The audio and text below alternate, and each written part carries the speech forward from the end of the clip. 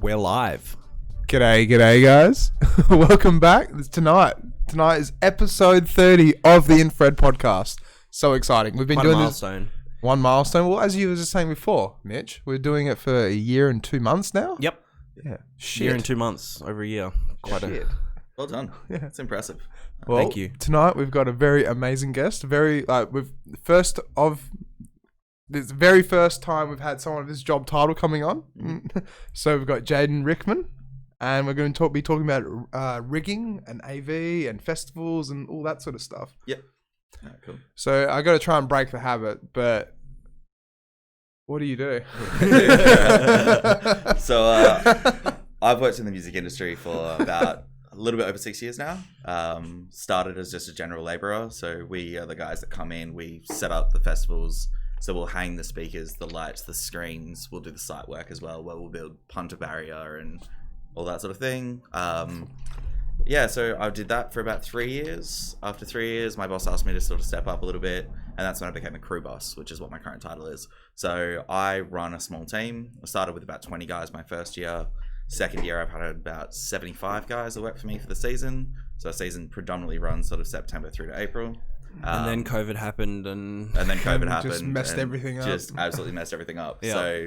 So, did that again for another 3 years, so 6 and a bit years in total. And then in this last season, I also started doing a rigging job as well. So I actually went in and started building the stages, building your PA towers, building your lighting towers. So that's more of a sole contracting kind of thing? Yeah, so all done through sole contracting, every little part of it. So because we work for so many different organizations, you are a sole contractor or a sole trader. And yeah, it's just pretty much how the industry rolls. Everyone's a sole trader. So give us an example of what events you've worked on. So we do pretty much everything over at Kings Park.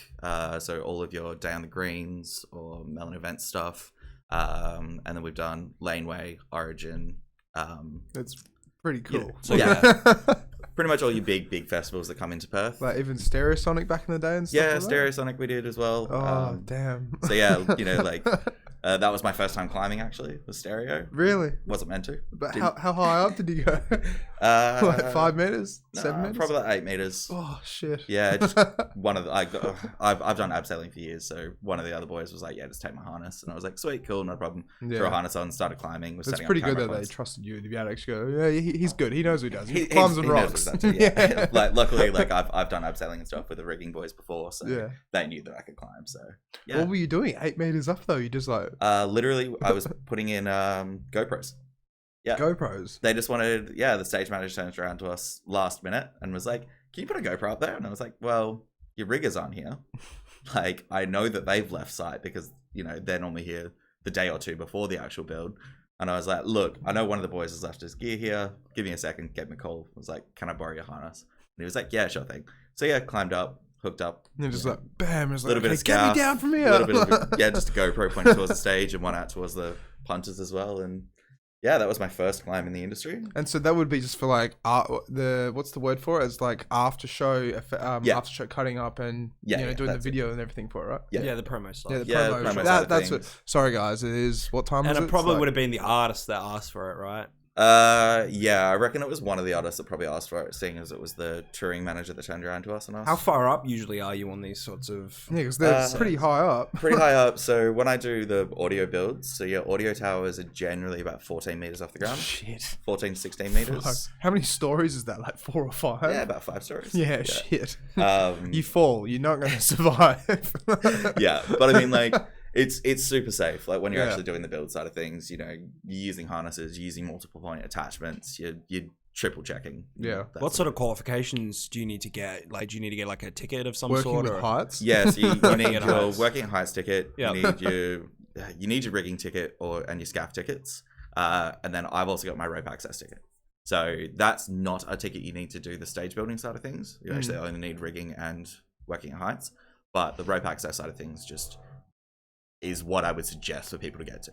Because you're working at heights, you're doing difficult lifts, you're doing difficult hangs with hanging chain motors, and then you're going to go throw a ton of speakers on there, like an actual ton of speakers hanging off a single chain motor. Having that knowledge behind your rope access and how that all works has definitely been a benefit to me. And working with the rigging company that I've worked for, I was one of 5 rope access guys that they had out of a crew of 35 to 40 guys. And so we got trusted to do the more difficult things. Like, you know, when you've got a cross beam that's hanging 3 meters off of a scaff tower, that's a bit of a scary moment. Like you've got a half ton of speakers hanging 3 meters off of a scaff. You've got to know your engineering side of things and what your cross weights have to be and how your cross braces are going to be set. Because there'd be a lot of like sort of maths and stuff going on. Yeah. Surprisingly, Geometry. for that kind Is of it stuff. geometry? Physics. Physics. Yeah.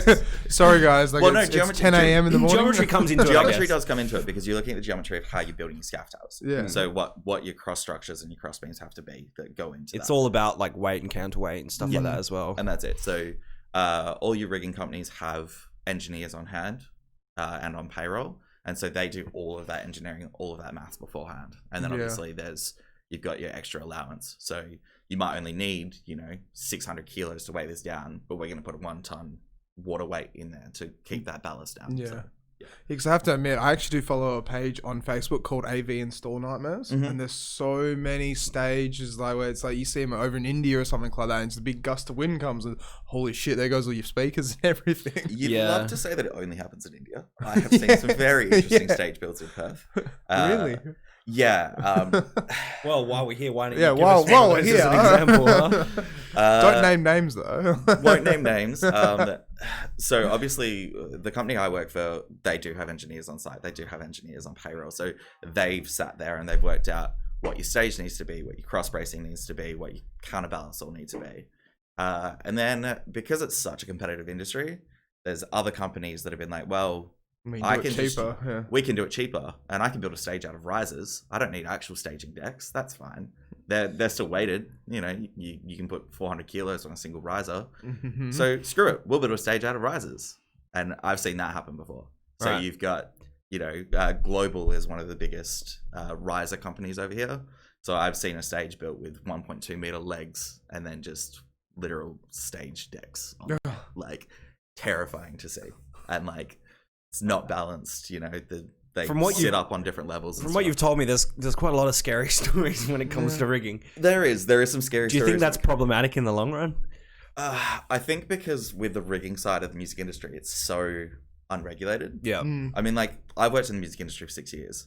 I've seen OH&S guys there twice in 6 years. Twice in 6 years. Twice in 6 years, we've had an OH&S assessor Yeah. come to site, and the first time I saw one, it's because another company had tried to get us in shit for keeping staff on. It's just business tactics. Like, Just fuck 100% them. I'm gonna business get them. tactics. That's ridiculous. We had an OH&S supervisor turn up at a gig at 11 p.m. at night saying, why are these staff still here?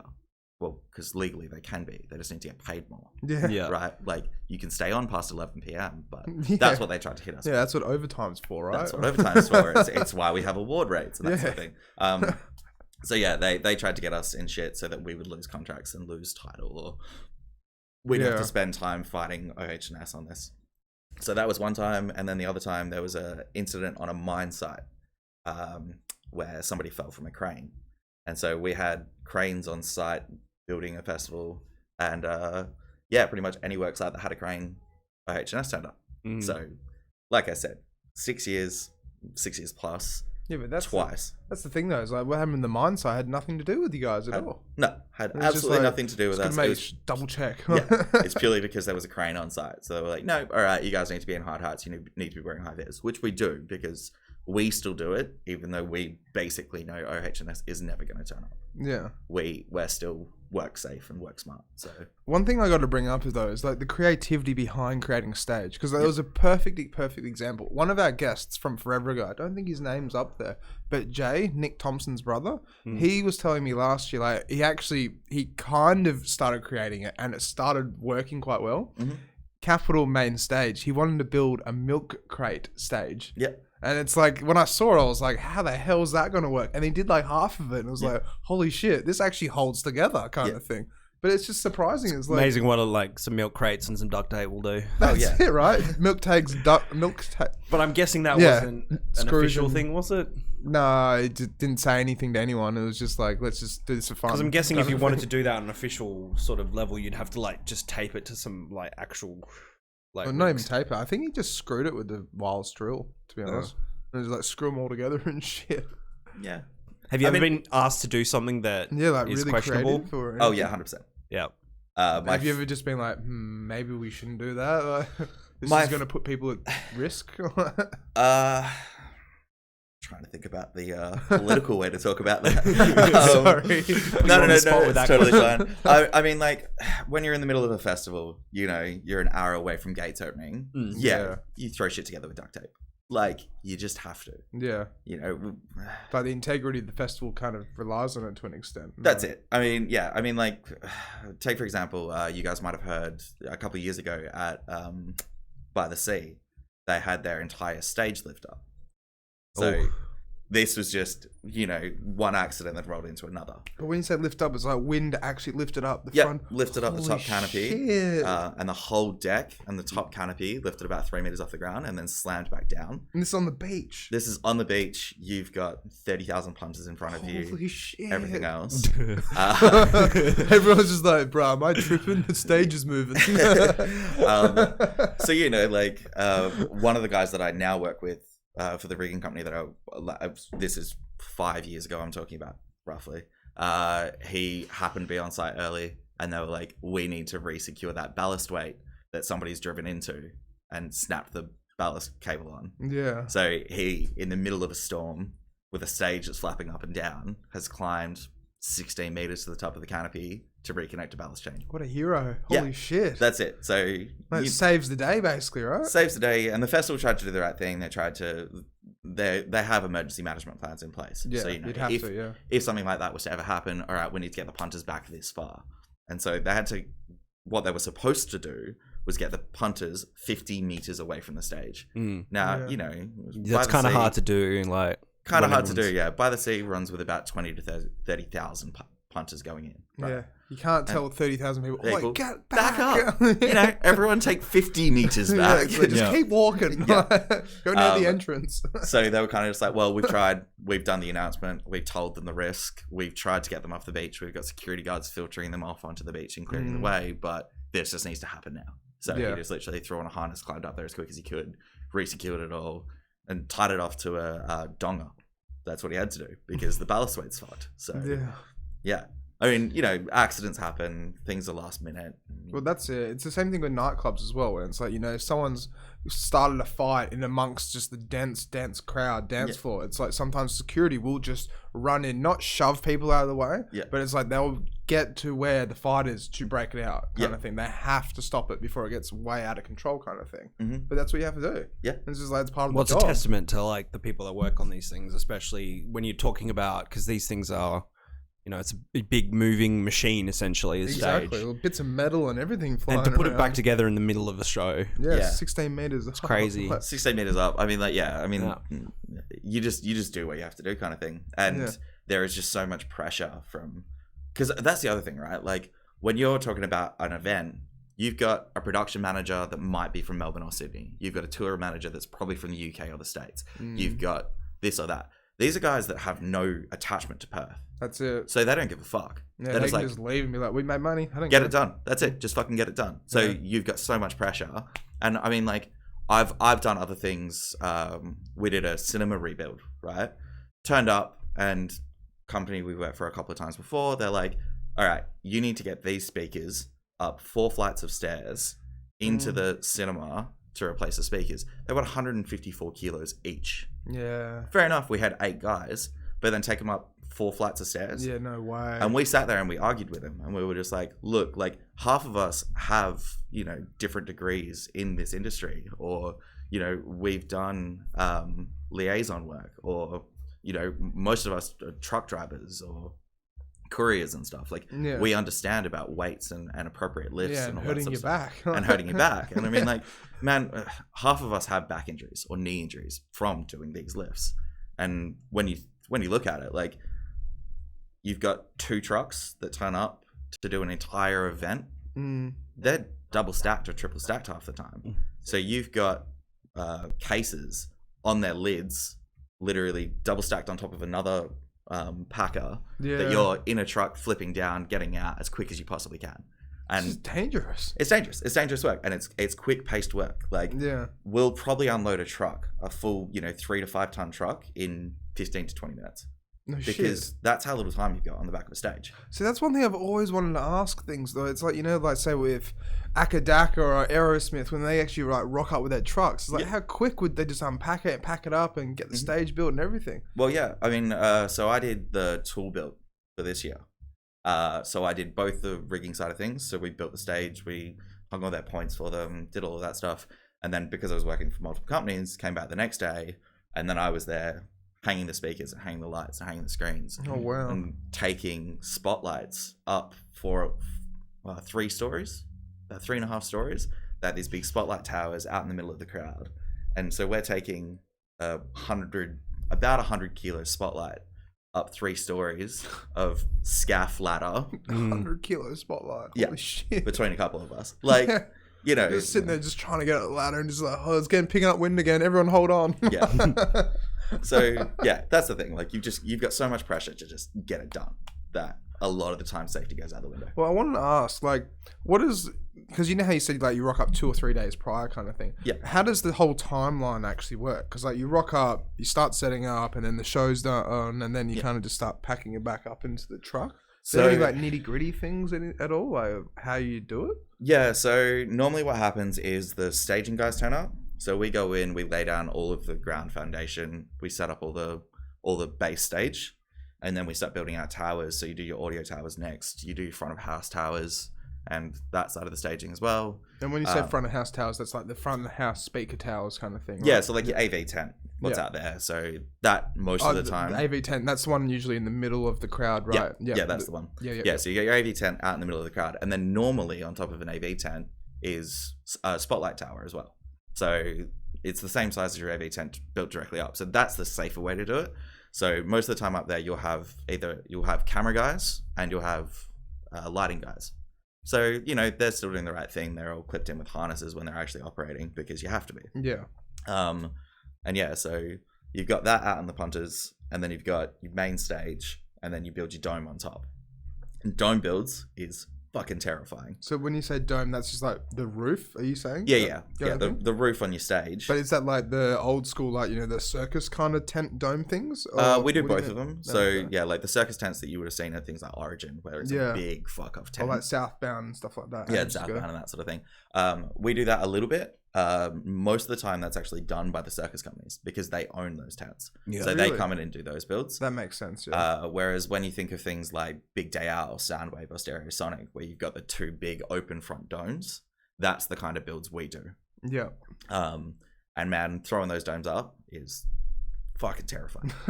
I can imagine with the wind and everything, right? You've got the wind and that sort of thing. Most of the time you can't get a crane on site. So you're actually just doing manual lifts. And, you know, 8 riggers on a stage to build an entire dome takes about 2 days, 2.5 days. So normally they're there. Your power guys are in at the same time. They've got to bring in generators. They've got to make sure everything's earthed down. They've got to make sure our stage is earthed down, even as we're building it. So with that, though, it's like how many earths do they have to have? Is it just like one main earth? Pretty much each individual tower's got an earth. Each individual generator's got an earth point, and they can't be the same ones. If it would be different. And is that because then, like, you know, if lightning strikes, and it'll affect just that one tower, not everybody else, kind of thing? Yeah, that's it. You're gonna earth. Yeah, each tower is gonna be earthed separately because you're just not gonna know if lightning is gonna strike which one it's going to Have take you ever out. been on site when anything like that's ever happened? You're just like, holy shit, like, oh, lightning. I've been on mine sites where we've had a dust storm roll through, and we've had the building we've been on get struck by lightning. Holy shit. But that's the same thing. That's still earthed out and that sort of thing. But Yeah. man, it still makes your hair stick up. Exactly, yeah. Like, you do, oh my god, You're we're gonna fine, die. but like you feel strange about it. Yeah. But as to like gigs in Perth, no, I've never had. We've had storms, we've had shitload of rain, you know, And hail and everything. hail and all the rest. Yeah. But luckily, no big lightning storms or anything like that. Yeah. In my experience from doing it. Yeah. That's good. Yeah. No. Yeah. So then with that though, it's like, so once you get the dome up and everything, like, so then what's the hardest part other than the dome of actually setting up like a stage and stuff, would you say? Because like one thing I was going to bring up as well is like talking about like Aerosmith and AC/DC and those big companies, right? Mm-hmm. I've noticed where it's like sometimes like I watched the stage setup of Rammstein show once, and it's like they took all the, it was at a big football stadium, I'm pretty sure. It was all grass, and they just put like big tiles down over the whole thing, mate. Like most of the thing, like half of the stadium, whatever, for the dance floor, or whatever, and then kind of rig it up with like pyrotechnics and all sorts of stuff. But do you think like with the tiles that would be because potentially the pyrotechnics, like the safety regulations and safety, stuff like that? it would be safety regulations based off of pyros. So there's a couple of pyromaniac companies, well, pyrotechnics, sorry. Pyromaniac companies. Well, they are pyromaniacs, though. To The an main extent. pyrotechnic company is called Pyromaniacs for Australia. So that was what was stuck in my head. Sorry. But no, there's pyrotechnic companies, and they have so much regulations. And I mean, like, you don't really see a lot of big pyro stuff, like, because normally what you see is like air blasters or CO2 canisters. So that's normally what you do. And air blasters are just ones on the side of the stage that shoot up, kind of thing, right? Yeah, that's it. And because that doesn't need a pyro to operate it, that can just be actually operated by any tech it's just or a any button, engineer. like a It's just a smoke button. machine, right? Yeah, that's it. So that's what most festivals have moved towards, just because obviously you're not paying a specialist and you're not taking that risk of having a fire on a stage. Whereas, you know, your bigger things, bigger festivals, normally like Origin, Stereo, Laneway, they're going to have pyros around. So in these sorts of like, say like an Origin sort of setup, how many teams are there working at any given time to create the show? Well, take for example, Origin's got 3 to 4 stages most year. So we'll go for this year. They had three stages and a small tent. So call it 3.5 stages.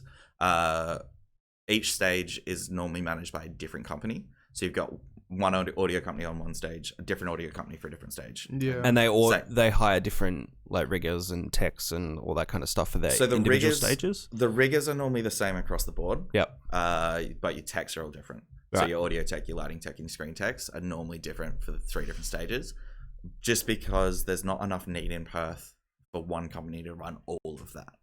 Because I mean, you've got 4, maybe 5 festivals a year where you need that amount of gear. Exactly. And so a lot of the time you're cross hiring. You know, one day we might be using, you know, cross beams from this lighting company, and then the very next day using the same thing for a different lighting company. It's actually a really good relationship that operates. Like all of the companies in Perth, like there's a weekly dinner they pretty much all go to. Where all the boys hang out. That's good though, because that's really good, because that's what you want. It's like you don't want a cutthroat industry where it's I'll do it cheaper. You want it to be like, we'll work together. I've got this, you got that. Let's just make it happen. And it's the music, guys. It's the music. You do it for the show. That's it. You do it for the entertainment, the vibe. So I mean, like most of the bigger companies that operate in Perth they've got that understanding. They're not there to cut each other's grass. They're not trying to downsell. They're all trying to just make money and make it work.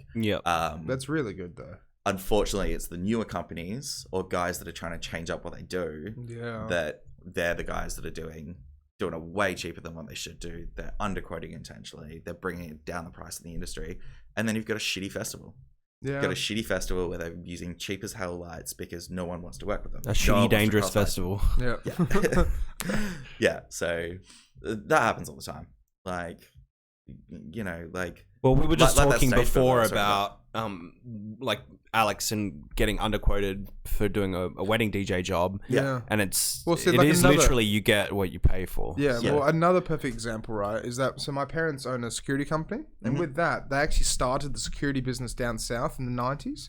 So with that, it's like we started getting people working for us, like, you know, alarm techies. My dad taught them how to do it, and then they went off and started their own companies, but then they were doing it cheaper than us. So it's like people know that it's like if they go with with us, then we're good quality and this and that because we've been around for the longest. Yeah. But this guy's doing it, $200 cheaper, $300 cheaper, but he might fall through your roof. Yeah. That kind of thing. And it's like, okay, what are you going to go for? And it's like the quality over the price, or... Yeah. Well, that's the thing that why these guys have sort of made their little like conglomerate, where it's like, all right, well, we're going to cross eye to each other, and we're going to make sure that Perth festivals are really good because.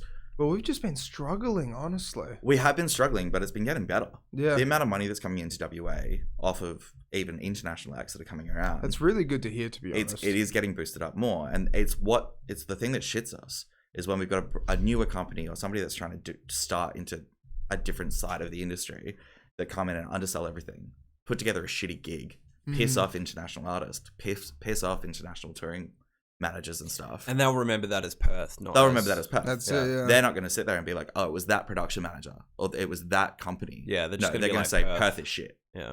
And because we're fighting to fucking change that idea and that concept of Perth shit, we don't have the money for it, don't waste your time.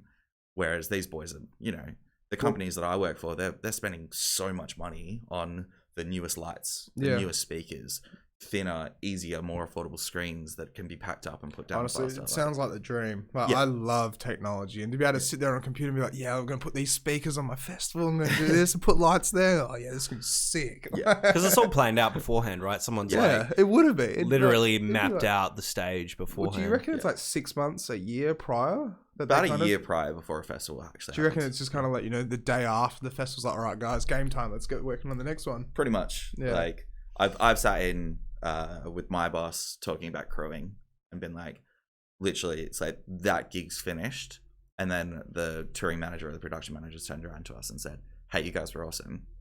Next year we want you." Yeah, and he's literally like punched off an email being like, "Cool. How many guys do you want? How much money are you guys looking at spending? Here's my quote." Rah, rah, rah. And it's all about quotes and that sort of thing. Yeah. So you got to beat the quote in a way to an extent. You got to beat the quote. So you'll have the events company that comes through. So take, for example, Melon Events is one of the biggest ones that runs in Perth. So they'll get the contract for the festival. They'll take the festival. They'll work out what they're spending on their marketing. They'll work out what they're going to spend on lights, staging, speakers, all that sort of stuff. And then they've got their idea of what they want to spend, and then they send it out. So, they might turn to a lighting company and be like, all right, sweet. Well, we've got 35 grand to spend on hiring these lights. And they've got, all right, well, you can have these lights and give them, B-range stuff. And be like, or for 45 grand, you can have your A-grade lights and step it up a little bit. They've got a little bit more range or whatever it might be. So there is a lot of that back and forth, and that's why it takes so long. It's why it takes a year to put together a festival. Do you ever find as well that it's kind of like sometimes where it's like, the way I was going to try and word this is like not undercutting, but like, when it's like the idea of like they'll go and say, okay, 30 grand for lights, but then you can go somewhere and it's the exact same thing, and it might be just like 28 or 27 kind of thing. It's not so much undercutting, but it's just like getting the better deal in a way. I don't know if I thought about that right. No. Festivals aren't that fussy. Yeah, is what I've taken to what I've learned from it. Well, what's the average budget as well of a festival in Western Australia, would you say? Surely that vastly ranges. Vastly ranges. Yeah. Like a big festival, like Stereosonic or something. Well, we're talking about before, like 500k for. Yeah. So it is so dependent on the different festivals, and it's so dependent on, take for example, we were talking about a pendulum festival, pendulum gig that happened at Perth Convention Centre, right? And they wanted it to be a light show. And that was the underage one as well, right? Yeah, it was the underage show. So they were trying to get new people into pendulum. So it was a big marketing thing for them and a big marketing push. So they decided to spend about 500 grand on hiring the lights alone. 500 grand. That's hectic. So if you think about that, like, they're still making money. They're not losing money on that sort of a purchase. But it's such a big risk though as well. Yes. Because like, is it a deposit kind of thing that you throw at the lighting and stuff like that? Or there is deposits. So you're normally paying a deposit for hiring the gear. You're paying a deposit for your tech, because a lot of the time tech might move around. I know lighting techs and audio techs that, because they've done such a good job in Perth, the production team has turned around and said, all right, well, Melbourne or something, we're going to be back in 8 months' time. Can you do our tour for us? Okay. And so, like, a lot of the time they'll do like the Australian and the New Zealand side of the tour, because there's techs they like and they trust. They like the idea of how they do their builds, and it is like that. And I mean, you can tell the difference. I could walk up to a stage now, having done this for long enough, and be like, oh, it's this lighting tech. I can tell you exactly who it is because that's pretty cool. It's like signature and how they do it in a way. That's it. Everyone's got their little finesse and their little styles. That's really cool. Yeah, but yeah. There is this like huge like underground or almost underground world for like stage rigging and stuff. It's like with almost anything in the hospitality industry. You know, there's like the bar and cocktail kind of guys that just like really focus on cocktails and then like lighting and rigging and like, there's a YouTube kind of cool stuff. The guy who does like Dylan Francis, DJ Snake, like all their lighting. He's a lighting tech. He's not a rigger, but he does a lot of vlogging, and of course, as part of that, you know, he's working with the riggers and stuff like that. So you get to see a lot of that kind of stuff, and I'm just like interested in all the like they all know each other. They're all friends, and it's sort of like it's similar to the DJ world in that like you know it's who you know, not what you know. Yeah, I was going to ask that. No, but oh yeah, sorry, you go. Oh, well, I was kind of over anyway. I don't even know where I was going with that. To be honest, the industry is super cliquey. Yeah, I think that's sort of what you're trying to get at. The industry is so cliquey. I mean, like even for myself, right? Like I got into the industry because I knew somebody. Yeah, and pretty much 95% of the industry is like that. Yeah, that's what I was going to ask. Is it all about networking, or is it rather like, hey, I've got this degree? No, it's barely about, hey, I've got this degree. You don't need a degree, do you? You just need that working at heights or whatever. And well, I mean, rigging's a different side of things. But I mean, if you wanted to become a tech, 100%, you need your degree behind you. Oh, really? And I mean, like pretty much the only company that does a linkage over here is SAE. So one of the audio visual training schools, they get some of their guys out at a handful of gigs, and I literally mean a handful of gigs. We'll see them out there, and how are they? Yeah, they haven't worked with any of the useless SAE kids. Well, because all they're doing is learning tech, and now they're coming on stage and they're having to learn how to hang a speaker, or how to hang a light, or whatever, or do screens. Yeah, right? I think it's one of those industries that's probably you learn better on the job than what you do. Well, that's what they say about TAFE and uni in a way. It's like it's hands-on work is so much better sometimes than just the theory work. Yeah. Because like you can learn and go, okay, that's how you do it. That's this, that, and the blah blah blah. But then you go, oh shit, no, I actually have to do it. Yeah. Like, oh, I'm scared. Well, most of the guys that work in the industry now have gotten into it because they worked in nightclubs and bars. Yeah. You know, they went and did audio teching work. For a bar where you're doing a live acoustic act on a Sunday in a beer garden. Like it's fuck all. It's not really good pay. It's not consistent. But it's your foot in the door, though. But it's your foot in the door, and you do that for a year and a half, and you might get thrown onto a stage because. The thing is we know everybody. Like the audio techs. Ooh, ominous. We know everyone. The audio techs know the guy that's playing at the Balmoral on a Sunday and who's audio teching because they might be sitting there having a pint, but they all know each other. Yeah. Like they know who the good lighting techs in Perth are because of the clubs they're getting picked up for. It's a similar thing with the DJ industry as well to an extent. It's just like, oh yeah, you know, we get Endorse on, we know he's playing at the Avery kind of thing. And with him playing at the Avery, it's he does a good job because he keeps getting back there kind of thing. And you learn where everyone kind of hovers around in a way. Yeah. So sorry. No, but like that's the thing because it is so cliquey. Like it's so hard to get into. And like take for example for me, like because I've run crew now for 3 years. And I've got a name in the industry. I've had people turn around to me and be like, why don't you do it for yourself? You can make more money. Yeah, no. Simple as. If I went to do it for myself, I'd never get booked for a gig. See, it's funny as all hell with that. My parents have been on my back about the DJing, being like, you know, make a website, try and get your own business up and running, try and get your own kind of thing, so that way people can approach you as, oh, you know, I've seen you out and about. Here's a business card. I'm going to get you to play at my The creative industries doesn't really work like that. It doesn't work like that. And I've tried so many times explaining to my parents, it's like, it's better me actually going out and meeting people and going, hey, you know, I'm a DJ. Nice to meet you or whatever, that kind of thing. Yeah. Or even like what we're doing right now. Yeah. It's like we're literally just talking about networking and socializing live on air. Yeah, exactly. Not live, but... We are networking. We are networking right now. Yeah. That's exactly it, right?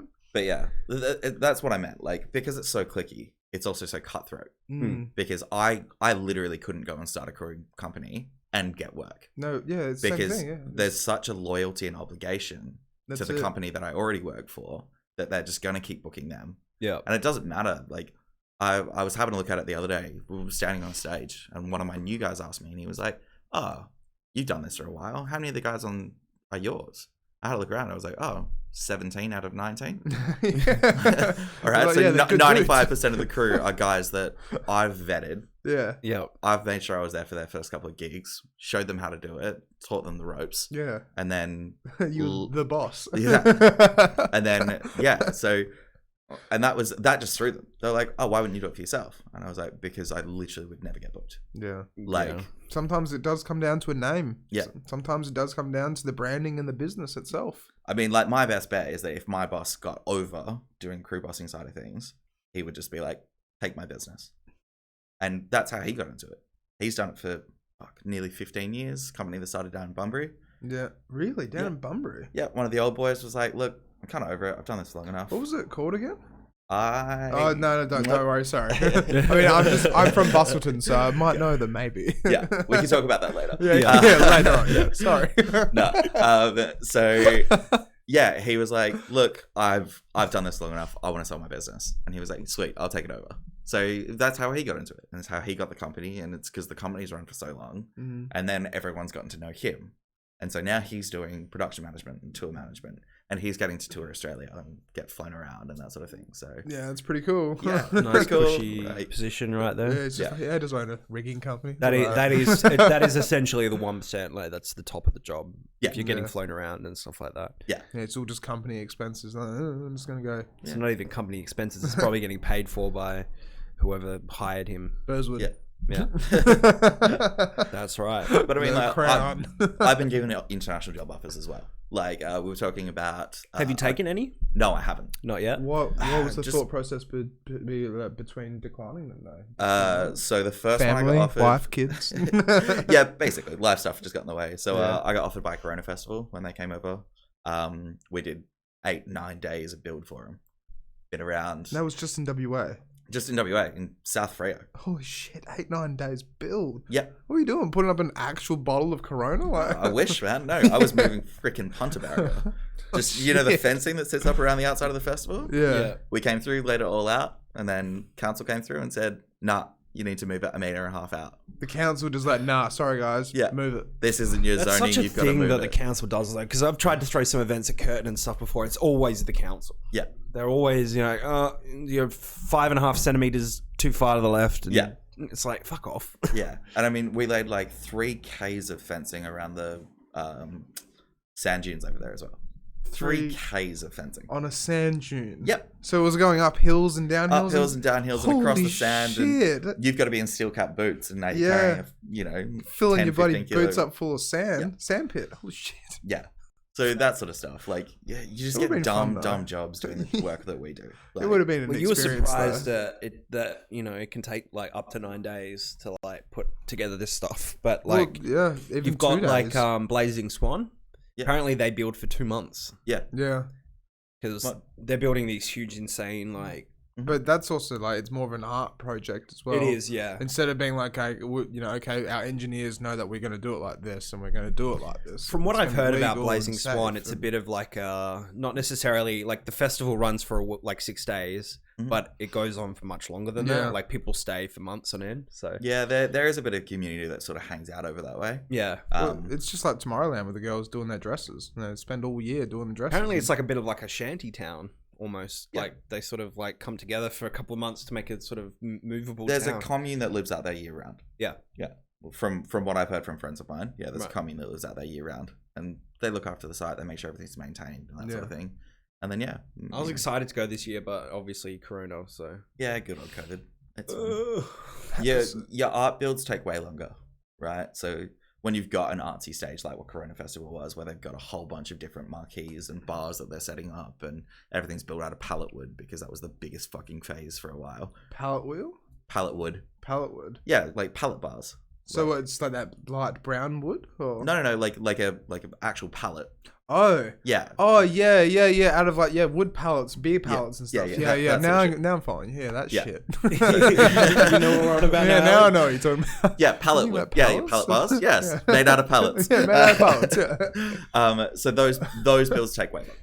Yeah. Like where you don't already have the infrastructure in place, or You have to You know, outsource or something like that. you got to outsource, or you bring in sea containers to build walls and stuff, or block off audio and stuff. Yeah, those builds take way longer. So Most stages will probably take you about 4 days of building. So that's you know stages. And that's like 8-hour days or longer, or 14-hour days. Holy shit! Yeah. I mean, at least it's all paid though, right? It's all paid, and it's paid pretty well. Yeah. Like there isn't a side of the industry that's not paid well. Yeah. What But I feel that's like bad with for, everything though as well. the full-timers, so your full-time techs, they get fucked. You know, when we work our season, most of them are do 80, 90-hour weeks. They get bonuses. They get paid all right, but they're still getting paid 40 hours. Like, Yeah, that's and then fucked. They're doing 90 hours and 90 hours, you know, in their off season, they're probably working 25 hours, 30 hours a week. And so that's where they work it out. It balances out across the year. Yeah, that's. But I mean, like, if you work a full season and then quit, you just fucked yourself. And it's why a lot of the boys never leave. Yeah, They're just- that's it. They're stuck because it's Can't not work. afford to. Well, it's kind of like the mining industry as well. It's like you go up there and you make $100,000 a year, and it's like, well, even though I lose half my year of not being social and being up on like isolated, Yeah. you still come back and like, I'm gonna buy a house. Yeah. I'm gonna buy a jet ski. Yeah. That's how I actually got into the rope access side of things, is I was doing FIFO. Oh, really? Yeah. So I was going away, 10 days a month kind of thing, just chilling out. And I was like, all right, sweet. I'm going to come back. I'm going to work in bars during the off season. Yeah. Then do the music industry side of things when it picks back up. So did that for a year, and it is so isolating. It's like, It really is. My brother's just started doing it, and he doesn't like it. No. But he's a security guard. Literally, all he does is just sits there. Sits there and reads a book. Yeah. And that's all he does. And someone like causes a fuss. Oi, what are you doing? Go back to bed. mm-hmm. I'm gonna open my book again. Literally, that's all he does. It sounds like an interesting job until something goes wrong, and that's Yeah. usually what those jobs are like. Yeah. Well, that's it. But the thing is, though, as a security guard, it's like security guards in Perth. What people don't realize is like at festivals and nightclubs and stuff, it's different. But if it's like if you have like your local neighborhood watch kind of thing, or like a security actually like patrolling, right? Yeah. They can't do anything. They just have to call the cops. Yeah. They literally have to sit in their car, lock the doors, like holy shit, that house is getting burgled. Yeah. Police, can you come over? Yeah. That's all they do. And just watch it. Yeah, Yeah. and just watch it unfold. But that's how it is, unfortunately, sometimes with the industry. But before, we were talking about COVID. So how has that affected you, in a way? And the industry and everything? Oh, not that much. No, Fuck off. No, so obviously I'd moved from doing my crew bossing job, and I was still doing it. I was still getting crew in for my boss and helping him out and booking the gigs and stuff. And so I do all of my things for a Facebook page. I did it for years, where it was I'd have somebody text me, somebody else on Messenger, somebody on Snapchat, WhatsApp, like every different platform. I had a guy that only operated via email. Really? Yep, he didn't trust phones. So I had to email him, and it's like, hey man, you're 20 minutes late to a gig, punch off an email. Like, Oh, God. so I just said, no, look, I'm just putting this into one place. So I literally just I've got a Facebook page that I run. Yeah. I post my events up. Basically, if you can go, you say you're going. Yeah, that's fair, though. That's all right. You know, I found a system that works for me. There is far more better automated systems, like But sometimes simplified is easier. It's better. Simplified is easier, yeah. Yeah. Except for when Stick you to don't what have, you know, right? Yeah. If it ain't broke, don't fix it. Unless you're that guy who's just like, nah, phone's a devil. Like, the phone's technology is the devil. Don't know how to operate phones. Oh my God, it can speak to me. I don't like this. So, you know, we were coming towards the end of the season. So obviously March is basically when everything got shut down. We were coming towards the end of the season, but we still work. You know, I go from doing, 8 days in a row working a festival to then, in the off season, I'll probably do a gig every 2 weeks, maybe 2 gigs every 2 weeks. And, it works out all right. So we were obviously coming up to that. And that was why I actually moved over to doing the rigging side of things, because they've got more consistent work. Yeah. They do the council gigs. They Exactly, do yeah. repair Government work on gigs companies and- and we'll do work sites and stuff. Yeah. So we'd started, I'd only started for the company end of January, early February. We were like, cool, going well. I was doing 70-hour weeks very comfortably, getting paid decent money. We had a gap, so there was a week off, and I was like, all right, hey, look, get that it's coming to the end of the season, what's the go? And the boys turned around to me and said, no, we're keeping you on. We take this week off every year because we need a break after the season. Yeah. This week off, a little bit in the next week, and then you're back on. You're doing 60 hours a week for the next 3 months. So this was going to take me through until July, August. And then it'll be 2 months or so of down to about 35 hours a week. And then overnight, we had the Pixies were coming to town. Pixies? Yeah. That would have been cool. Pixies are fucking awesome. I would have been stoked to see the Pixies, man. Yeah. That would have been an awesome gig. That would have been so cool. So, yeah, literally like 2 a.m, they got the phone call being like, they're not getting on the plane. They don't want to fly because of COVID. So that was the first gig that went. And then the government made the announcement that was, you know, restrictions. And that just killed the music industry. Yeah, it did. And Bunkered down. We were one of the last, like the music industry was one of the last people to get looked after. Like when you look at it, like, yeah, fair enough. Hospo took a hit as well, because that's the other thing I do. I also do Hospo. So Hospo took that hit as well, but they were like, all right, here's job seeker for Hospo.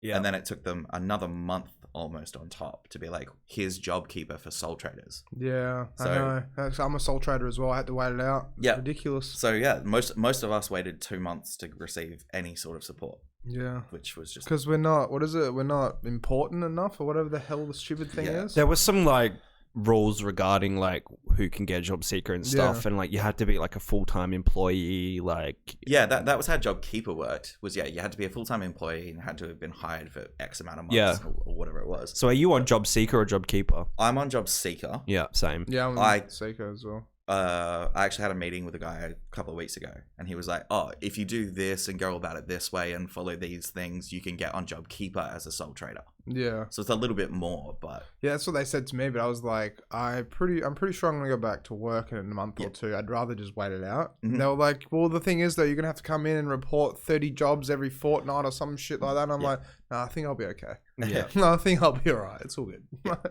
So yeah, I mean, like, we don't have anything lined up. There is no big festivals. There is no gigs happening in Perth, even though we're basically COVID safe at this point. Well, did you see that the release of that new festival that they're going to be doing soon? There was a video that's circulating. In September, there's a festival planned. It's Locked In Festival Optus, or whatever it is. I think Locked In. Yeah. Yeah.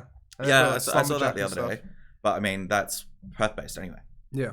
I mean, yeah, local kind of thing. Local, because it has to be. Yeah. So that's really good that we're starting to see that.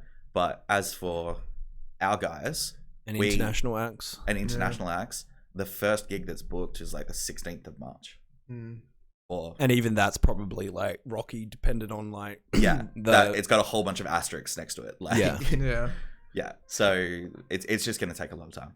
Well, see, one thing I wanted to bring up though is like, how much do you reckon the music industry in a whole in Australia is worth? I would say it's billions. Yeah, billions and billions. It's like, why wouldn't the government just realize, like, holy shit, wait a minute, hospitality industry and entertainment industry brings in a lot of money, almost probably. Yeah, I wouldn't say the equal. Well, the hospitality industry for sure. I'm not sure how much money entertainment specifically brings in. Well, it's like what we're saying with 500K going at a festival kind of thing. It's like, you know, Stereosonic and stuff would have been huge amounts. And futures and all that sort of stuff. For a long time now, Australia, the government has also been quite anti. Yeah, but that's only because of Gonzo, though. Gonzo Koala Killer. Yeah, Koala Killer. Just for context, that's New South Wales. We got Gladys. Gladys is Gladys Berejiklian. Yeah. I want. She's the Premier of New South Wales, and she hates festivals. She hates festivals. She just hates fun. She does. Yeah. She's got a big nose and she's greedy. I'm not saying anything else. Well, look, there's been a couple of questionable things she's done in the past. Yeah, like 100%. A lot. The pill testing shit, that was ridiculous. Well, she shut down a festival because it was a fire hazard. Yeah, I didn't hear about that. Emergency exit, kicked everybody out. You had to leave, right? And then they set up pill testing. Yeah. And fucking booze buses on the way out of the festival in an emergency situation. Yeah, that's 100% against the law. That is, that's a gotcha moment, right? It's a gotcha moment. I know one of the guys who runs that festival. He works in the safe tent. So when you're too cooked or too drunk, you go and see him, and they look after you. They make sure that you're hydrated, looked after. They pay for first aiders to be on site. Yeah. Make sure there's medics available and that sort of thing. And yeah, that all happened, and they literally got stopped on the way out. And they've got an arrangement in place where they have a safe where any drugs that are found get thrown in the safe and then get deposited to the cops directly. The police turn up at the end of the festival, collect it from the safe, everything else. He got picked up with the safe in his car and they tried to throw him in jail for being a fucking drug dealer. Are you And he's like, kidding me? here is my contract signed by Gladys. Yeah. Or signed by the New South Wales government. Yeah. Blah, blah, blah, blah, blah. The health minister signed. And literally, they put him in cuffs. And he was like, I've done nothing illegal. Yeah, I've done my job. Done my job. Done my contracted job at a festival. That was one of the arrangements you put in place to make it a safe festival, that we had to do this to make it operate. Well, now that we're talking about, government and Gladys and all the other shit with that, what do you feel about pill testing? I think it's the best thing. Honestly. I 100% think it should just happen. Because, the best example is what happened at Stereosonic, where that girl literally had, 4 or 5 pills in a row. Like, she just saw a police dog in line to go into the festival, wasn't even in the festival. And panicked and took them all. Panicked. Holy shit, I'm going to get in trouble. Took all her pills and died there. Yeah. Straight away, died in the bloody line. Yeah. And it's like, if she could have tested her pills and gone, holy shit, there's battery acid in this, I'm not going to have it. Possession, as long as it's under a certain amount, should be a misdemeanor, punished with just a fine. Yeah. They confiscate your drugs, they punish you with a fine. That's it. I think that's what it should be. Yeah. I agree with you. Under 10 grams of weed. Because it stops people doing that, just swallowing all their pills and having a bad time. Well, we just had pill testing happen in Canberra, which, it's pretty much the first time. Isn't it weird that Canberra's the most forward thinking when it comes to drugs? They've legalized weed and this is the federal government we're talking about in Canberra. Why do you think that's where it's legalized? It's not just us that sit here and smoke pot or do pills on the weekend. Fucking politicians do it too. Everybody does. Well, everybody does drugs. But everybody's a party boy. It's I just want to quickly shout out to Troy Buswell. I actually grew up with his kids, and he's a chair sniffer. He's a party boy. Oh, well, there you go. Just a quick shout out. Ex-politician. Is he an ex-politician or is he ex-politician? They removed him because he was sniffing girls' chairs in Parliament. Yeah. Oh. Yeah. That's how much of a party boy he was. Ooh. That's some spicy meatballs. Yeah, spicy meatballs. But I mean, I think it was Triple J that did a analysis of how the drug testing went. And it was a third of punters threw out their pills once they found out what was in it. Yeah, I'm not surprised. It's just one of those things, right? It's like what I said. Imagine you find out, holy shit, there's glass in this. Yeah. It's not going up my nose. Some of them were literally no drugs at all, just rat poison. Yeah. Somebody had crushed up rat poison and put it into caps and then sold it to people. I'm not surprised, honestly. That sort of shit, it happens. Yeah. People want to just make money, but fuck it. Pill testing happens. And be careful, guys, when you buy pills, caps in clubs. Meth's cheaper than MDMA, so a lot of people just fill them with meth. So, been there, done that, not fun. Yeah. It's just... Make sure... It's just... I don't know if we can condone drug taking. I don't condone drug taking, but if you're going to take drugs, at least make sure you know where the drugs are coming from. They're clean. Just do it safe. Find a drug if you've got access to pill testing, That's exactly it. Trust is the key. Yeah, and make sure anyway, you know this is a friendly PSA from the guy behind the screen that doesn't have his face on camera. Here I am. Yeah, there you go. But that's 100% it, though, right? It's about providing a safe environment to people that want to go and have fun. Well, it's so commonplace that there's no way you could police it. Yeah. Fuck it. Everyone, I would say, the vast majority, call it over 80% of people that have gone to a festival have taken drugs at a festival. Yeah, I mean, I never have, but that's the the thing. Clearly I'm never have. odd. I'm part of that safe 20% of people. Yeah, but also it's because you work in the industry as well, right? So it's you don't want to stop. For me, I don't do it because I work in nightclubs and pubs, so it's I can't go and by accident tarnish my reputation. I might have a few beers, but I'm sober. Yeah. And so I'm at a workplace kind of thing. No, that's it. I mean, we don't drink or do drugs. I mean, fuck me. I've had another company, so... We're having another story now? We're having another story now. Story time. Story time. Man, I've been on a stage where we've been the crew that have been booked for it. There was a specific tour manager that only wanted to work with another company. So he booked them to do their act. Just one act out of a full 2-day festival. And we were like, all right, cool, not a problem. We've got 16 guys on the stage. We're still getting paid. Yeah. We get kicked off for the hour that he's on the stage. They bring in their 12 guys. And I literally, as I'm walking off the stage, see somebody with a fucking glass Barbie on the back of the deck. Standing on the back of the stage, literally smoking crack. And I was like, what the fuck are you doing? And he was just like, oh, it's fine. Our boss lets us do it. And I was like, yeah, cool. Yeah, not here. I know, yeah, not here. I Yeah, know the don't production worry. manager. I know the tour managers. I know the guys that are running this fucking stage. You do not get to tarnish our fucking names. Yeah, that's So it. literally just like went straight up to the fucking production tent, said, hey, look, this is what's happening. They walked over and the two boys got kicked straight out. Good. And I was like, cool. But like, that's the thing. People are fucking tapped. Like, That's it, right? how do you sit there and be like, all right, cool. We've got one act to make a fucking name for ourselves or make a fucking difference. Let's get on the glass, Barbie. That's That's it. You fucking can't- sideways to me. You Yeah. can't be like sober for an hour, like Yeah. That's it. especially like It's when just- yeah. Yeah, it's just whack though, and that's the thing. It's like addiction, and it's like everything else that gets intertwined with that, and they just think it's a normal thing to do. Yeah. Like I've been to a nightclub, right, and I'm not gonna name names, right. I don't know if I've told you this, but I've been to a nightclub about 3 years ago when I was younger, right, and I've seen someone shooting up in the toilets, Yeah. and it's literally like they've got their foot against the door like that, so no one can get in, no one can do anything. And I've tried to walk in, bent his foot back because he didn't realize. And there's been freaking rubber wrapped around his arm. He's sticking a fucking needle in his arm. Yeah. In a nightclub. Yeah. But first thing, who brings a needle into a nightclub? Second thing, why would you be doing smack in a nightclub? Doesn't it like knock you out kind of thing? Like you just want to lay down on the couch and pass out? It's not an upper. It's not, no. It's not. Like, it's a fucking opioid. That's called addiction, my friend. Yeah. And it's a nasty thing. It is a nasty. Especially when you're shooting up in a nightclub stall. Yeah, but it's just like where's the line that goes, okay, this is a good idea. Yeah. I'm actually going to go do this. Like, sure, go tab acid and just put a tab on your tongue and that's it, and disappear. Disappear. But then it's like, no, I'm going to take a needle into a club. Yeah. Someone fucks me, I'm going to stab it in their arm. Like what happened with fucking their nightclub as well. Well, yeah. That I mean, was all bonkers though. That was all fake. But yeah. It was all fake. Yeah, that was all just bullshit. I can't believe that crap, but yeah.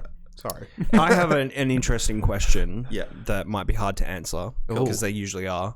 But I'll give it a what go as advice well. would you have to somebody who's interested in rigging or becoming a tech or being involved with production?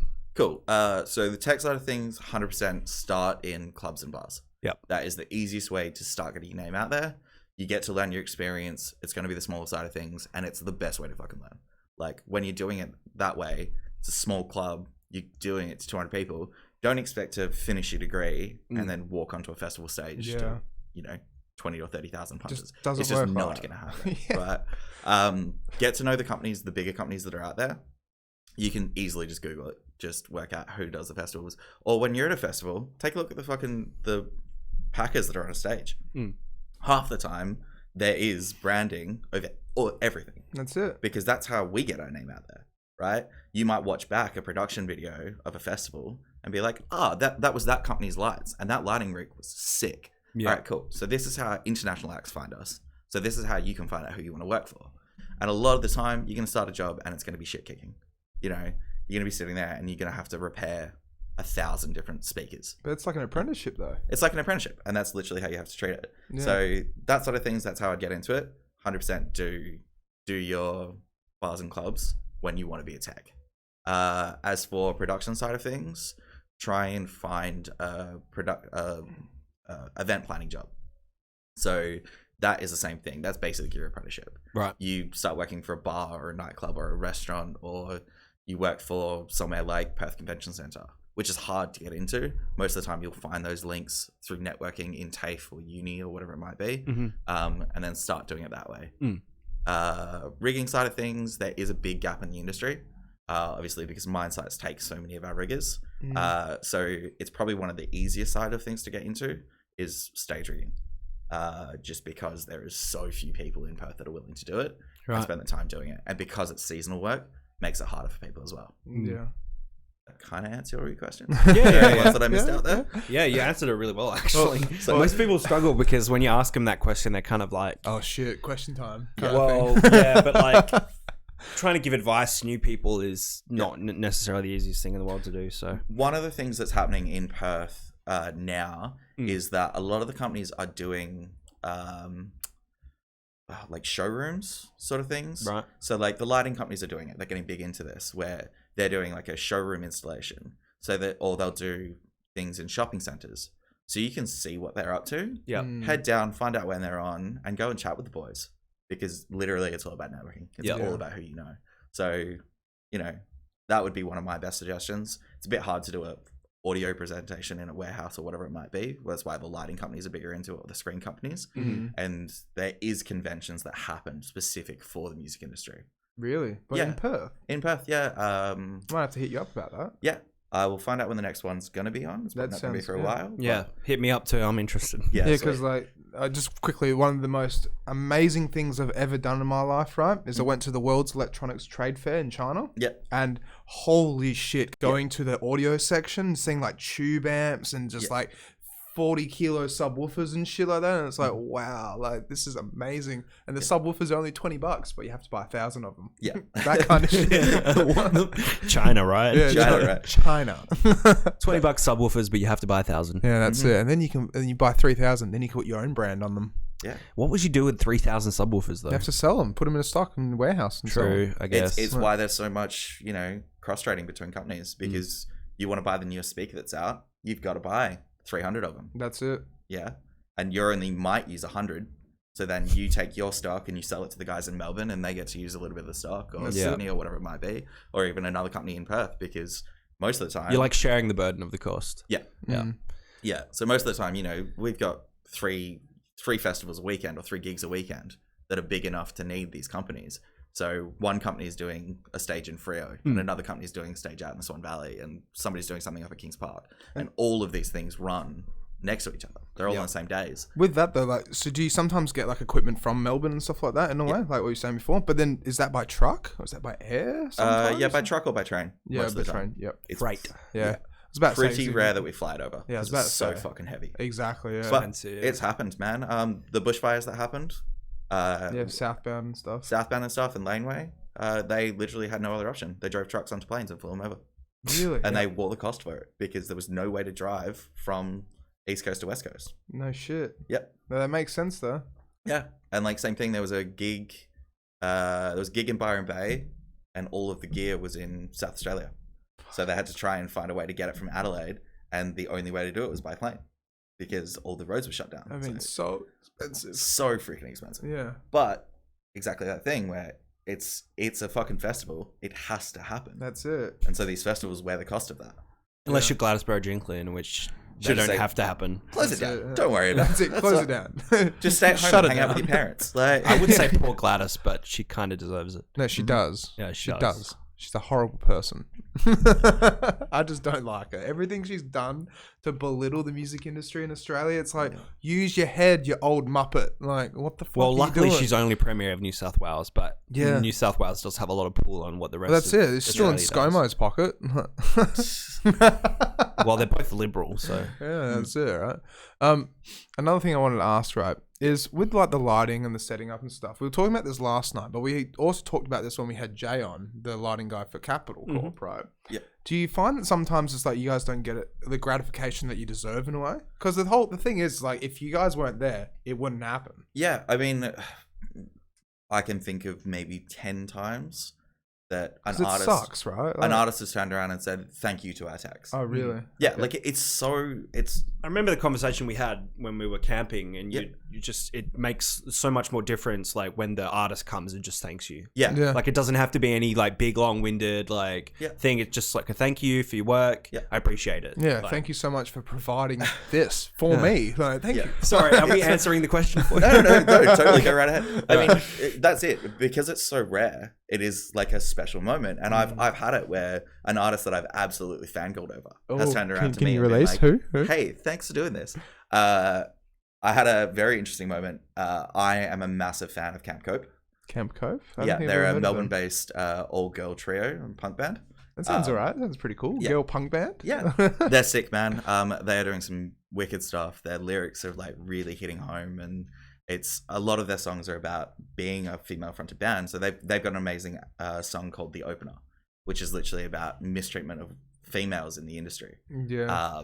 And yeah, so was sitting there one day on the side of the stage, and Georgia Mack, who's the lead singer, was about to go sing with Luca Brasi. And so her and Dave from Gang of Youths are standing on my stage, and I'm like, holy shit. Yeah. Oh my god. Holy Gang of Youth. shit. Amen. Yeah. Having a full-on freak out moment. And anyway, so just before Georgia walks on stage, I just turned around to her and I was like, hey, look, I'm a massive fan and I just want to say thank you for everything that you do in the music industry. Like, you make such a difference. Been a big fan of yours forever. Mentioned the first song of hers that I ever saw, which was Saint Kilda. And so it was a YouTube channel that I happened to come across, and this is how I found out about them. She was like, oh my God, I like barely remember singing that. Like, that was so long ago. And she was like, hey, thanks for that. That was really sweet. Goes out on stage. And Dave turns around to me and he was just like, thanks, man, you saved my ass. And I was like, what? He was like, I was so nervous. That girl is intimidating and you saved my ass. You gave me a break. And I was like, how in the world are you intimidated by somebody? And your gang of youths, like, what the fuck?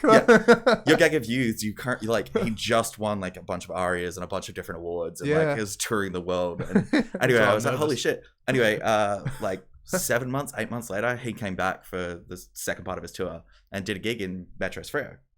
And so we're in there, we're setting up the stage for him. I think I was doing audio or something. So putting out speakers. And he walks up and he was like, oh, hey, Jayden, nice to see you. How is everything going?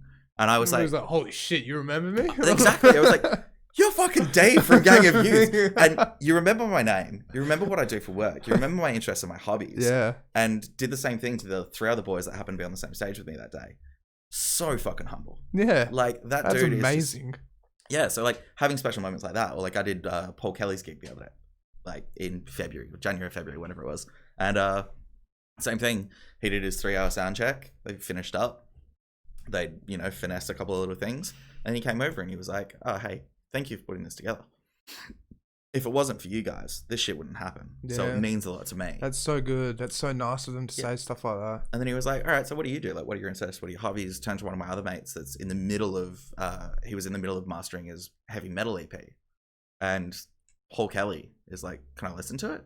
And he's like, sure, I guess. And, like, hits play on his phone standing on the side of the stage. And he was like, that's beautiful. And like gives him some advice and talks to him about it. And like, it's fucking Paul Kelly. Yeah. Like, it's fucking Paul Kelly. Holy shit. Who clearly isn't a heavy metal artist. Yeah. But is turning around and like giving suggestions and advice to like locals. That's so cool though. But I mean, like I've had it the other way as well. I've had artists that have refused to meet us. Yeah. Like we're the guys, like, because we're the stagehands as well. So we actually swap out the acts, like you're going from your starting act, we take off all their drum kits, all their speakers, all their guitars and shit. And then we put the main act on. So I've had artists where it's like, all right, you've done that, go out into the punters. You're not allowed to be backstage. Yeah. Get out. And I was like, all right, cool. So, did 2 days with the same artist. Not trying to name him at the moment. But could have been for any old reason. Could have been for any old reason. Maybe they've had like stage crews before dick around and ruin see, I've even heard things about where like Diplo, when Diplo came to Australia, apparently he was just an absolute wanker to everybody. Yeah. And it's just because I'm Diplo. Look at me, Diplo, I'm a cowboy. Yeah. So some people just have that fucking, that ego kind of ego behind them. And yeah, I mean, it was one of the Gallagher brothers, if that helps you at all. Oh, right. Oh, Gallagher brothers. I have to think about that. Alex is thinking. Yeah. Think about it after. But yeah, so, we came back the next day and we were talking to their starting act. And I was like, oh, what was it like meeting him? And he was like, oh, we haven't met him. I'm like, hey, wait, you've been touring with him for 7 days. You've done he just goes 6 back to his different little room. gigs. Yeah. And you've not met him. Yeah, no, he locks himself away in a green room. Yeah. He's got his own security team that kicks everybody out before he walks out anyway. And he's just got that much of a fucking ego. Yeah, So, wow. Yeah, it's just real hard, man. Like, it is pretty unthanked work, what we do. Like, Yeah. It's very rare we get gratification for what we've done or put together, or, I've dealt with people where we've gone and grabbed transformer boxes from one stage. And transformer boxes weigh about 40 kilos. Like, when you're talking about like 110 to 240 converters, they weigh about 40 kilos. And I've literally sprinted through an entire crowd at a festival carrying 2 of these things. And like got into the stage, he's like, I don't fucking need it. You took too long, you fucking useless wankers, rah, rah, rah. And just abused the shit out of us. And I'm like, all right, cool. You're a piece of shit. Yeah. But it's just how it is. And there is so much ego in the music industry. Yeah. It's fucking hard. It is. That's one of the biggest things about the music industry, unfortunately. It's just like, you can go out and you can go and hang out. Like, perfect example is when I used to go to Capital every single Saturday for 4 years. And it's like, I've met so many lovely people, met so many nice people and nice faces and everything. And they're just amazing, amazing people. But there's always just going to be some dickhead who's just like, you know, I play footy with the boys, but I just like to, you know, I'm just a meathead kind of thing. And just like, God damn it, dude, just take a step back and think about how everyone else is perceiving you. Yeah. You look like a dickhead. Like, you know, just think about it. And they don't. They get so wrapped up in their own little ego. You're like, God damn it. He's going to go and play there now. And he's going to go do this now. And he's going to make a name for himself. You're going to have a dickhead in the industry, ruining it for everyone else. But sure, he might be nice to some people. Yeah. But then it's just like, if he's not nice to others, it's like, God damn it, just be nice to fucking everyone. Yeah.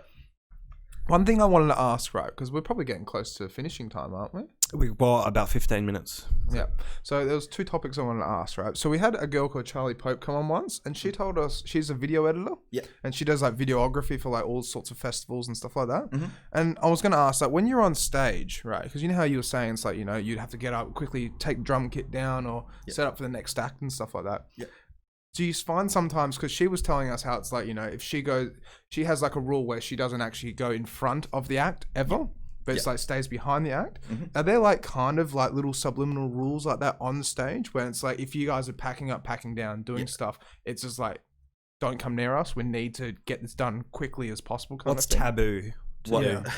Taboo is definitely walking out in front of an act. Yeah. That is just, 100%. You wait for them to get off a stage before you do it. And most festivals are pretty good with their times. You know, you probably get 15 minutes or half an hour to do a changeover. Yeah. So it is rushed work. You know, like you're setting up, you're pushing out a full drum kit, and it's why we use risers, because it's so much easier to do your swaps. Where you can just pull a full deck off with the drum kit on it and put the next drum kit already set up, already put together out on the stage. So festival side of things, it works well. A lot of the festivals where, you know, they might have had a shit year the year before, so now they've got a smaller stage. And so the swap overs are way harder. Take, for example, Origin this year. They overspent the year before. And then this year there was a big cut in budget. So we had a stage that was way too small for what we had to do. And you just have to make it work. Yeah. You improvise, you find different ways. That's it. You know, I've done it where I've had drum kits literally in halves set up because it was the only way I could get it out. I couldn't put a 8 foot by 8 foot riser out because I've only got 6 foot of clearance in front of me. So split it into a 4 by 8 and push that out and push the other one out and quickly bolt it together on the stage and that sort of shit. Like, you just sort of improvise. But as to like taboo things to do, we try not to record backstage, because most artists really dislike that. Yeah. Because I've been a culprit of that quickly as well. Oh, Nero Metro City. Yeah. Like, literally. It's hard not to, especially when you're in the presence of like a big act or something like that. Like Nero Metro City, right? I got taken there by Death Disco. I got to hang out backstage, watch them play on stage, and I was like, whip out my phone. And this big security guys is like, if you do that again, you're getting kicked off. I'm like, oh shit, sorry. Yeah. I'm not going to do that again. Well, now you know it's taboo. Now you know it's taboo. So like, there's those sort of things, like never walk out in front of an act, try to keep your noise down, never record an act kind of thing. Yeah. And then like stay out of like the techies like way and stuff like that. Stay out of the techies ways. Like most of the time they're tucked off to the side anyway. So like normally like right against the front of the stage, you've got a lighting tech and an audio tech on the 2 opposing sides. And then there's the front of house techs as well. Yeah. Because that's the other thing. Like when you look at a festival, like for an audio thing, there's probably 2 or 3 techs. There's not just one. Yeah. Because there's one tech that's dealing with what the artists want.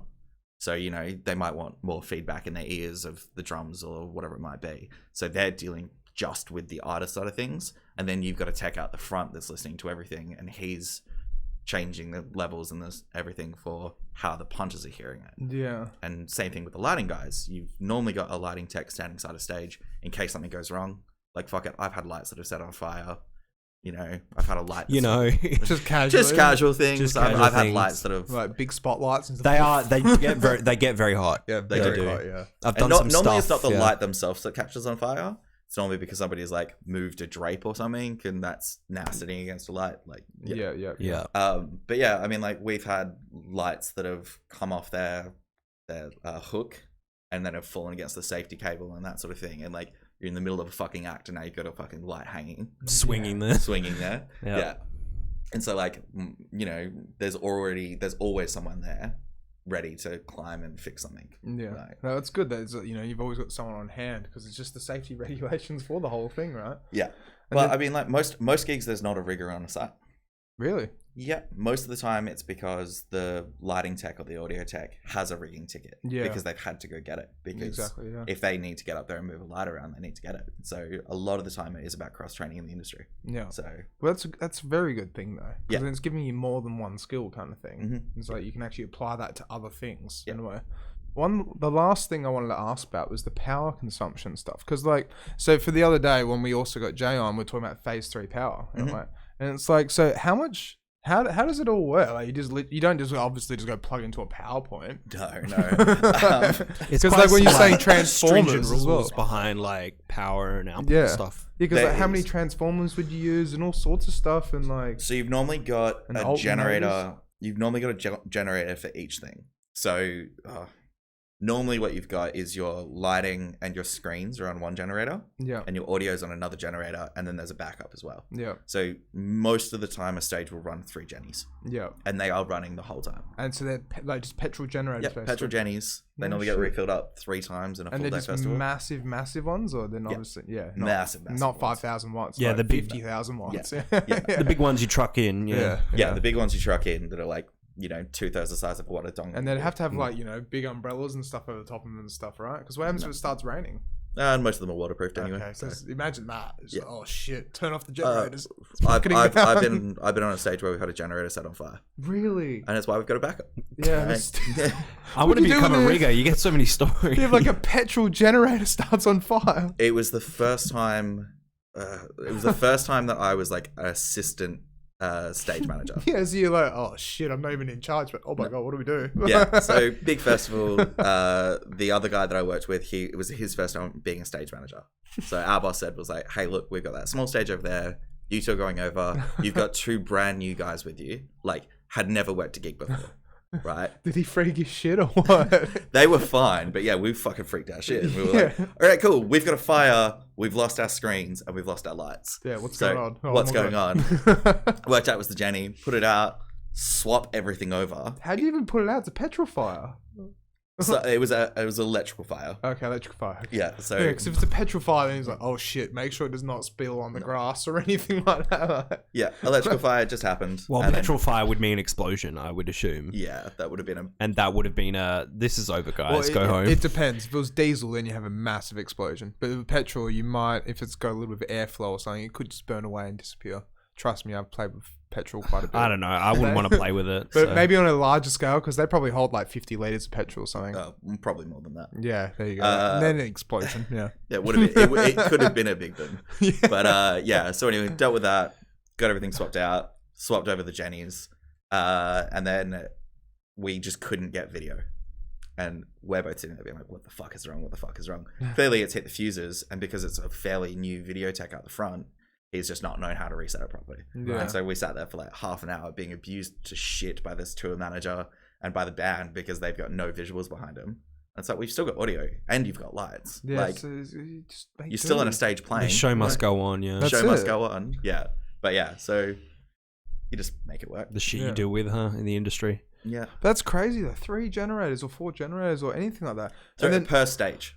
That's the other thing you got to look at. It's Yeah. per stage. yeah, not Tomorrowland. Tomorrowland Yeah. probably have 50 of those generators. Or, I had a friend that went over, so that one runs a little bit differently, and we are starting to get it now. So take, for example, Optus Stadium has 3-phase direct linking, Yeah. and then they are now doing the outside gigs as well, like what Paul Kelly was. And so they've got 3-phase straight out as well. Okay. So they're not using Jennies, but they've also got a big fuck-off power station inside of Optus Stadium. So that's what I wanted to ask as well. So Yeah. what is the difference between normal power and phase 3 power? I am not an electrician, and I Okay. can't tell you enough. Damn it. Damn it. Very sorry. It's Yeah, just like- different. Yeah. That's all we know. It's just phase 3 power gets more power, obviously. Then. Yeah, You can basically, just run it- more speakers. Yeah. It's able to draw more because it's a heavier set cable, is basically my understanding of the thing. But Yeah. yeah, 3-phase, yeah. I've got one little story before we wrap things up, right? All right. So I got to play at this new nightclub once, right? It was Mm-hmm. the first time I got open. It was New Year's, and it was the best thing. So excited, right? It kind of sucked because the DJ that played before me, right? I was doing the New Year's countdown. DJ before me actually spilled alcohol through the DJM mixer, right? Yeah. Completely stuffed it, right? So I'm just sitting there like, fuck, what do I do, right? Start trying to play. And then for some reason, every time I turn my music up, right, what would happen is the lights would start dimming. So it turns out what they did was they ran phase 3 power on the same line as the FPOS machines, the fridges, and the sound. Yeah. So as soon as you turn the sound up, it starts crackling because the speakers can't pull the sound quality out. Yeah. And then the Drawing fridges too much power. drawing too can't much draw power, enough. and you watch the fridge lights start dimming. Yeah. And it's like, what the fuck have you done? That's some. This is why they run on separate jennies at festivals. Yeah. Because the power draw is so freaking massive. And Especially believe- for the speakers. Like, and- if you're running like 80, 100 subs and God knows how many speakers along with that. So, Believe it or It, not, it also stops feedback loops and stuff as well. That's the other reason. Oh, they do it. really? Yeah, because like as your lights flick on and off, you're getting that little bit of electrical feedback. Yeah, yeah. And can fuck with your speakers and Oh. fuck with your microphones. So That that's makes why so they much run sense. on different jennies. That actually makes so much sense. So I've actually got some DJ lights inside, and Mm-hmm. it's one of those things where it's like, okay, I plug my PA speakers in, and then plug this light I got from China in, and so I'll unplug that. But yeah. All right, so should we call it? mm-hmm. All right, this is episode 30. Thank you so much for Do you want to coming plug on. anything before Yeah, we go? like anything? Like, Not at the moment. Because you don't have any events until March, right? Yeah, no events till March. Check out, there is actually a couple of bars and stuff that are starting to do gigs and events and that sort of thing. Badlands has got a bunch of different things Yeah. coming up. I Lucy's hope as Badlands well. works out. It's such a good bar. I love Such that a good bar. place. Yeah, Like for DePhil's pad to be turned into that, it's Yeah. so cool. It's so cool. But like, yeah, just like get out there and at the moment just try and support local stuff because fuck me, local artists are struggling. It's a message we approve of here Yeah. at the Infra-Red. 100% approve of. It's just one of those things where we all got to work together to get through this, because otherwise there's going to be no festivals and fun things next year or the year after. Well, Thank you so much for coming on the podcast, Jayden. Thank you so much means for a lot. having me. Thank you so much. This is episode 30. Thank you, Mitch. Thank you, myself, for doing my thing. Thank you for you doing your yeeting thing. I try. Yeah, you try. And we'll be uploading this on Friday, right? So on Tuesday this week, we will be talking to who again? Tuesday next week. Tuesday next week. We'll yeah, be talking to Pachamama. yeah, because you booked them. Yeah. Oh, nice. Yeah, which should be, You know Pachamama? Well, I saw Robbie. her Yeah. gig for Pachamama. That was sick. Yeah. Yeah. So Yeah. for those of you who don't know, Pachamama is like a collective, a group who throw safe parties for women. Put on, you know. Sounds very good. Yeah. Very, very interesting. Like that sort of stuff needs to happen in the industry. Yeah. It's something I will definitely talk about next week. Yeah. Because it's just one of those things. It's like, you got to feel safe going out. Yeah. That's just the biggest thing. Like, you know, I mean, sure, it's everywhere, but the thing is, though, it's like you got to start trying to create a good atmosphere, because otherwise no one's going to go out, and it just damages the industry. Yeah. And it's like what a good friend of mine has always said: you keep the girls happy, and the boys will follow. Yeah. And if the girls feel safe and comfortable and everything like that, it's good. And it's my thing is it's also the boys' responsibility to make that happen. Yeah. If you Yep. see somebody acting out of hand at a festival or a gig or whatever it might be, Speak up. It's your responsibility to speak up and step in. That's exactly. It's got to be on all of us. Yeah. Yeah, because there's always meatheads out there with meathead intellect, and they just integrity and everything else, and they just don't change their ideas. They keep going to the gym and taking the steroids. All right, this is episode 30. Weird little unplug. Catch you guys. See you guys.